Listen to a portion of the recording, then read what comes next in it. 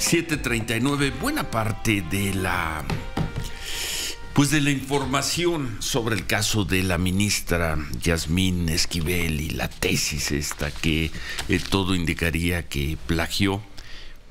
Bueno, la información desde luego sale de un trabajo de Guillermo Sheridan, pero en lo más relevante son un par de entrevistas muy breves que consiguió el portal Eje Central, que dirigen Raimundo Riva Palacio y María Idalia Gómez, con este señor Báez, su nombre completo, Edgar Ulises Báez, haciendo una serie de afirmaciones. Tú las explicaste muy bien antes de que nos fuéramos a pausa.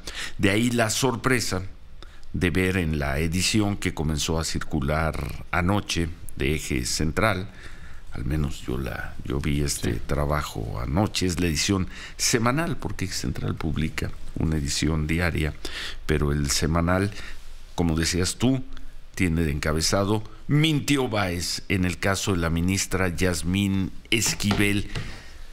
¿Qué es esto, Maridalia? Maridalia Gómez, editora en jefe de Eje Central, y cómo cambia la narrativa del caso de Yasmín Esquivel. Gusto en saludarte, María Idalia, buenos días.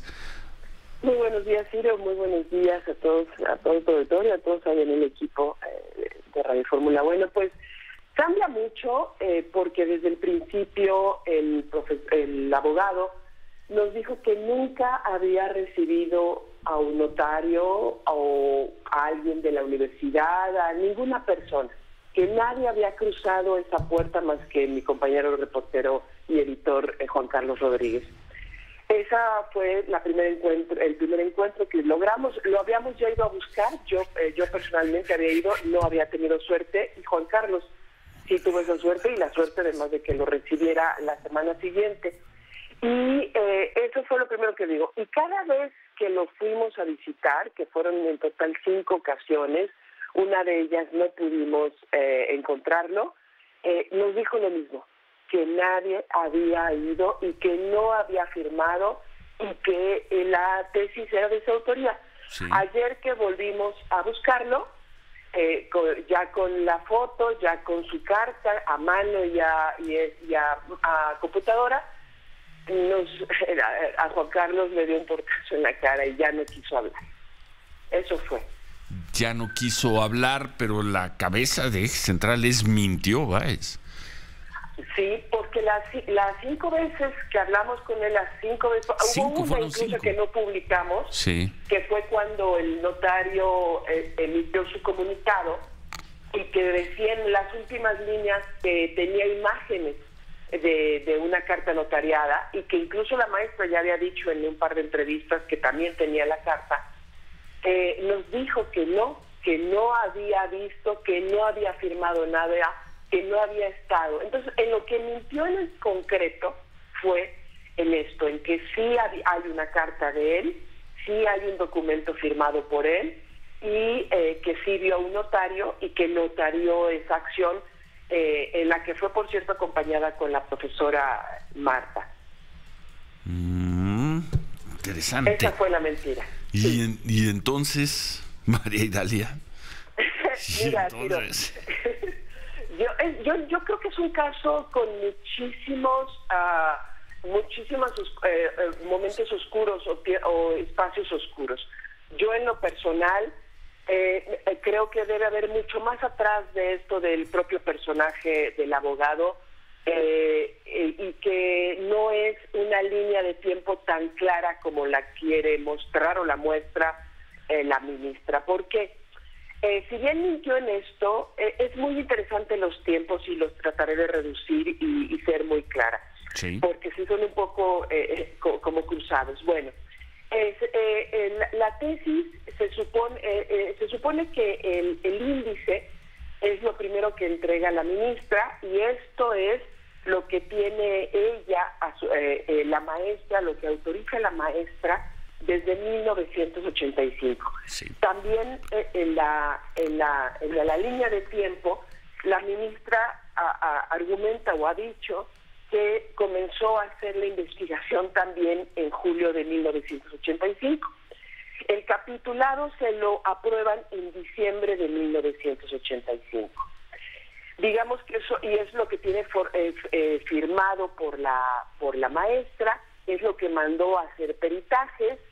Hay un perito que dice, sobre tintas no podemos decir si corresponde al tiempo. Sin embargo, el documento, que sí tiene una fecha que dice diciembre 85, sí corresponde a la temporalidad de esa época, no ha sido modificado. Es decir, no se puede certificar que las firmas sí son de esa época, pero todo indica que el contexto del documento sí corresponde a esa época. Sí.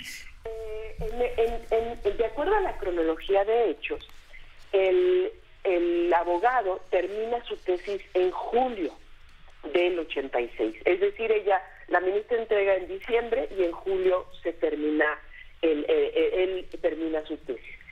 La ministra asegura y sostiene que en abril terminó la tesis, es decir, todavía 3 meses antes de que el abogado, pero que no la pudo inscribir, no pudo hacer nada porque no terminaba todavía con los cursos ni con el servicio social, que fue hasta que terminó el servicio social por allí de febrero de 1987, que como ya tenía todo, la carrera terminada, el servicio y demás, podía hacerse.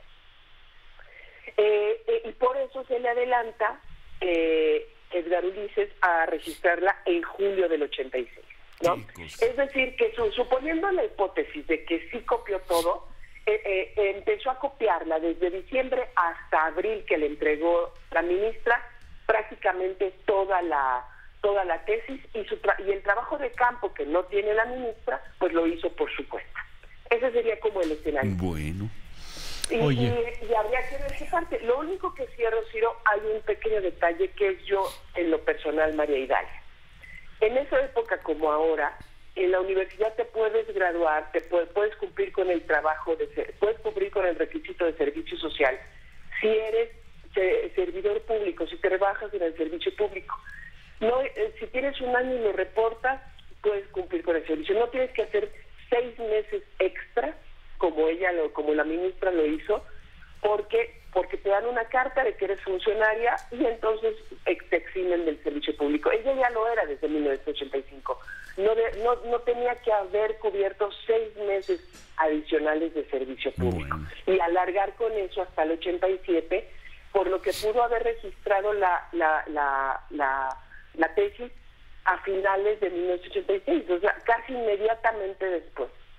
Pero bueno, esos números están. La misma universidad le dice a la profesora, a la directora de tesis, a Marta Rodríguez, usted debió saber y decir que no podía hacerse esa tesis porque ya había una registrada. Entonces, la carga de la responsabilidad es de la propia directora de tesis, fundamentalmente, quien es la única que sabe la verdad sobre todo lo que ocurrió y cómo se hizo y qué pasó con esta tesis, si hubo plagio o no, o quién plagió a quién, en todo caso. Oye, María Idalia, Manuel Peregrino, pues entonces interesante va a ser cómo se explica, porque así que todo el detallado que nos has hecho es exactamente al revés de como supuestamente lo analizó la Facultad de Estudios Superiores y después la UNAM, ¿no? Porque es exactamente la historia invertida, ¿eh? Sería exactamente la historia al revés.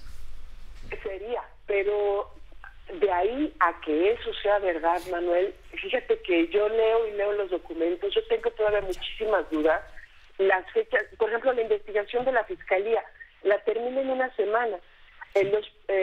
Para favor de la ministra, la profesora no la citan a declarar y va con el profesor y le pide que haga su declaración, recibe la carta en su buzón, va a buscarlo con todo el notario para que se la firme.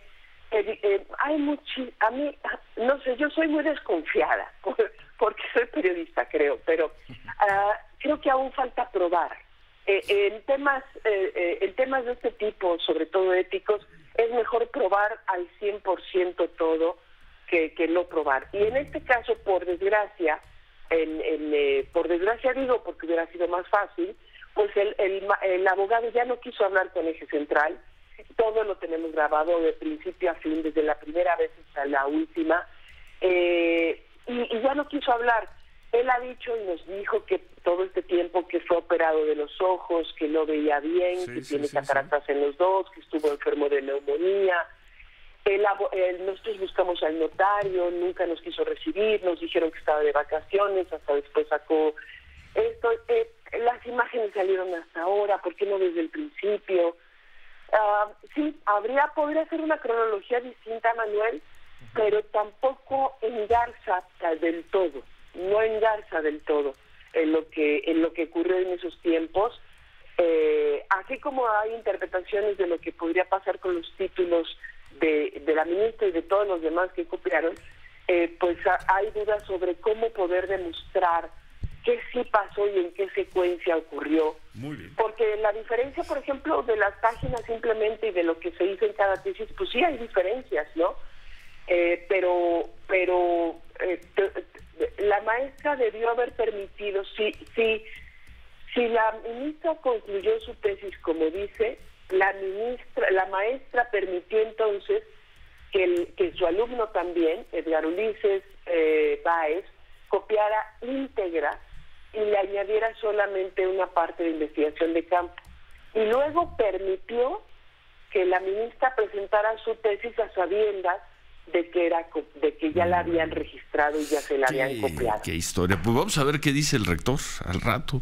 Y muchas gracias por toda esta explicación e interpretación, Maridalia Gómez, editora en jefe de Eje Central. Un abrazo y muchas gracias, Maridalia.